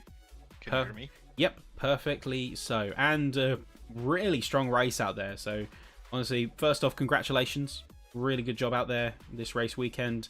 Right out the gate, initial thoughts. Without me asking anything else, how did you feel about that race weekend? Surprised. Surprised? Talk us through. Talk us through.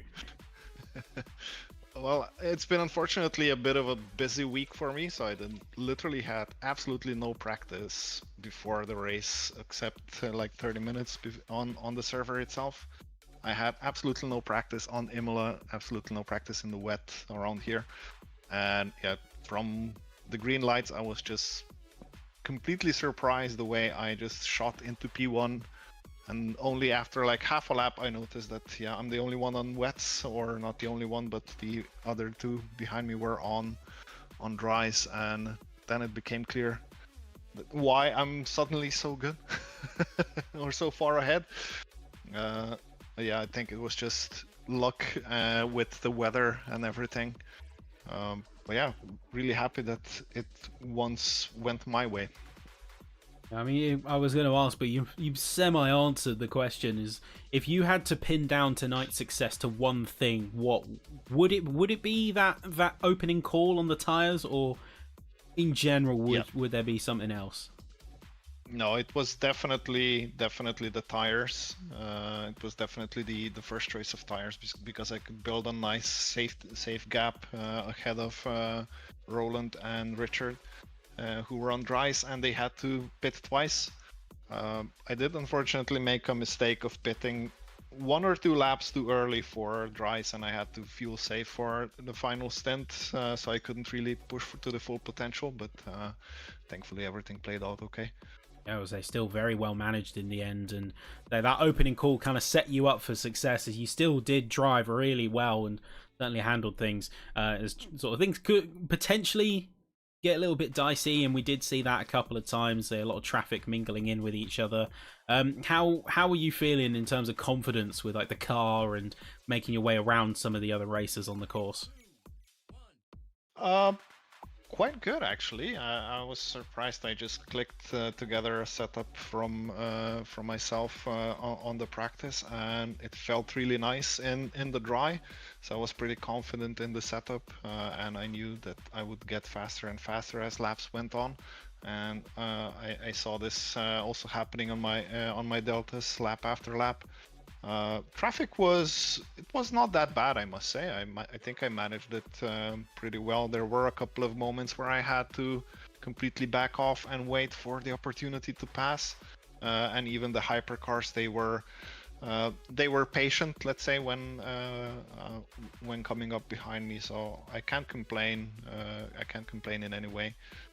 Maybe in the beginning, I don't know, maybe a couple of hypercars were on the dry tires as well, because I was literally all over the back of them. But yeah, otherwise after that, I think it settled down and it went my way.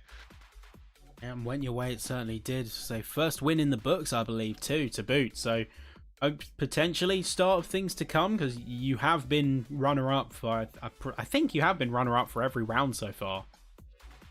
Yeah, I did miss the first one, but I'm pretty sure I would have not won that one either. And yeah, this is my very That's first a vote win at confidence. GRDC. But yeah, really happy that it all clicked together today. Oh, say hopefully this starts some good momentum. Last question before I pass you over to Max, of course. Interlagos next round. Opinions on the track. How are you feeling about that one? Hate it, that I love it. I love it because it's a legendary track. I kind of hate it because the last race I had there was absolutely terrible for me. I just couldn't click with the conditions and with the cars. I'm hoping that next week it's not going to be a wet race in Interlagos and it's going to be a dry one, and hopefully I can get out a good result in there. Well, hopefully the fortunes stay in this direction. If anything to go by tonight, should be hopefully another good race weekend. Over to you, Max. Any thoughts on your side? Yeah, just one from me, Thomas. Just overall, congratulations on your first race victory as well. Were you, of course, with you being on the wets and the other drivers being on the mediums, of course, knowing it would potentially dry out eventually, were you surprised that Roland and Richard came into the pit lane for those wets, or was you like thinking because you were gaining so much time, it's just the obvious call? I was surprised that they decided to hold out so long. If I'm honest, they were maybe banking on the weather drying up sooner, but unfortunately for them, it just kept on slightly raining, keeping the track nice and wet for me, and they of course had to struggle with the dry tires. So I was expecting them to not pit so late anymore. I was expecting them to just hold out and take their pit in the middle of the race. But I guess at full pelt, the Orica does consume a lot of fuel, and I think the maximum that you can get is like 40 minutes out of a full flat out stint, which means they would have to suffer way too long. So yeah, I was initially expecting them to swap sooner, but I wouldn't say I was surprised that they did in the end, because I think it was the right call. Yeah, it did seem to be the right call in at the end for them, but yeah, they did leave it out for quite a long time. But yeah, congratulations, Thomas. Maybe just like this week, maybe do a little bit less practice, see if you can potentially win at Brazil as well, if things go that way. But now, other than that, congratulations and enjoy your evening. Thank you very much. There you go, folks. So that leaves us with one more character to introduce. Well, I say introduce. He's a pretty familiar face on the broadcast commentary box, and say we have had him a few times here, but he's going to be making himself at home one more time. To me, can you hear us, mate? Yes, hello. Good to see you. Good to see you. And congratulations on your result out there tonight. I mean, first off, before I ask anything, initial thoughts coming straight out of the race weekend. How are you feeling? Pretty good. Tired as usual. Yeah, nothing special. I was kind of surprised by the pace. I didn't really get to practicing until 15 minutes after the race server started, so it's kind of late on that. I was actually about to sign out of the race like half an hour before that, then I realized it's too late, so I was like, I guess I kind of have to drive because we were fixing the pedal issue, and but thankfully I did the race and it all went well. I think the rain kind of really saved me with the rear engine Porsche. I think I had a lot grip coming out of the slower corners, which there is a lot at Imola, so I think that was my main advantage today. Yeah, well, I mean, you come off like it's a standard day at the office, but your pace spoke a very different story. And you kind of mentioned it, but I kind of want to dig into that a little bit more. The car, because the bit more of a rearward weight bias felt like it helped, but if you had to pin down your success tonight to one reason, where would you say was the sort of most effective card in your deck that helped you win tonight? I don't know. I mean, I guess it's kind of a combination of few things, just consistency, the Porsche, and I don't know, overall pace was pretty good, so your pace certainly was very high. Coming out even just quali was certainly impressive. Yeah, I tried first the dry tire, but it wasn't quite as quick as I thought. Yeah, thankfully I had time to do some laps with the wet tire as well. Yeah, well, it's certainly an impressive showing, and that is actually going to give you a window of opportunity, as with Goya absent tonight, that is going to be putting you in the lead of the championship. Now, heading into Interlagos, how are you feeling about that track? I've only done like few races. The last time was with the Mustang, and that didn't go really too well. It was like P15 in the one-day sprint, whatever. So bad memories, but yeah, with the Porsche, I think there's again slow speed corners where it really shines. So yeah, should be another pretty good result. I'm hoping top 3 or something like that. Yeah, well, if tonight's anything to go by, should be another strong one. But Max, over to you.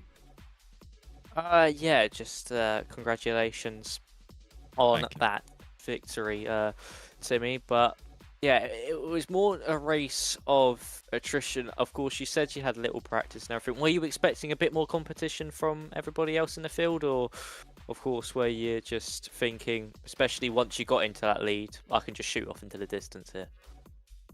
I felt pretty confident in the pole, starting from the pole, and yeah, I wasn't really pushing. I wasn't really driving too hard. I was just trying to keep it on the track and have a good pace, and I was able to run away a little bit. So yeah, I didn't really think much of it. I was just driving, and yeah, it just went my way. Yeah, it certainly did. Well, congratulations on that victory, Timmy, and hopefully we'll see you back in the interview room for another win in Interlagos. Yeah, I hope so. Thank you very much, mate. Enjoy your evening. Get some rest. You said it yourself, you're tired. Yeah, I think the rest is well earned. Straight to sleep. So yeah, well earned rest. Good mate. night, guys. See you next week. Take care. Yeah, take care. Bye. And there you go, folks. There you have it. That is going to be our last guest in the commentary box, and this is where we, as a duo, sign off. Of course, as mentioned, be sure to join us same time next week as we head into Interlagos for the final race in the first half of the season. Then we'll be having a season break before continuing in Algarve and beyond. But let's not get ahead of ourselves. That's going to be all for us tonight. Stay tuned as always. If you enjoy what we do here, consider subscribing, liking the stream if you like what you see. That's all. Take care, of course, and good night.